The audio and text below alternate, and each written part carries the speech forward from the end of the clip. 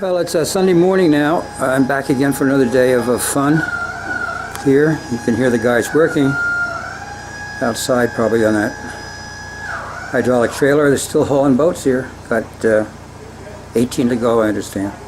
Anyway, we've been here about a half an hour, and since now we know exactly what we're doing, we've already pulled off the riser on the outside of the starboard engine.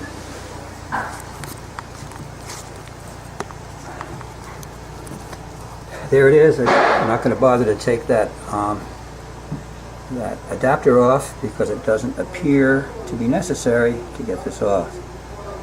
So now we got one more line.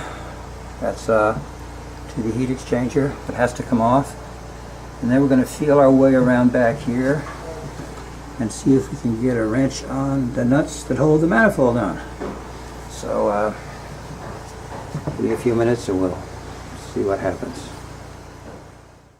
Well, as we resume our adventure, manifold is unbolted and it's sitting down there on a stud on this end and a stud on this end.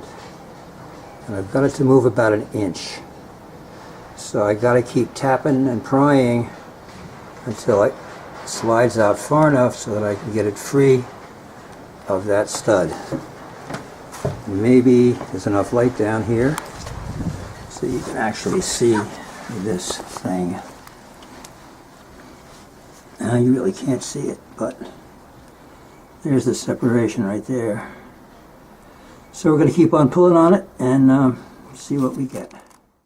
Well, the story is that the manifold will not fit, come off. It's all the way out on the end of the studs and is right up against the water tank.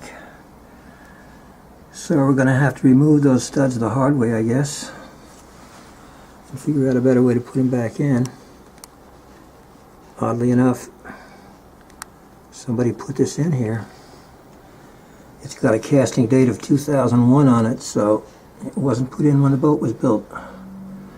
It was put in way after that. So somebody figured out a way to do this. I'm showing you a bunch of stuff you probably can't really see here. There's the stud. And it's right out at the end of its play. Won't go any further.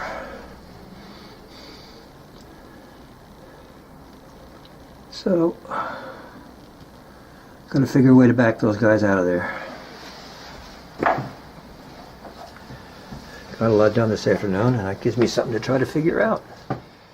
It's pretty damn unsatisfying when you go all that work and you find some little trick like this.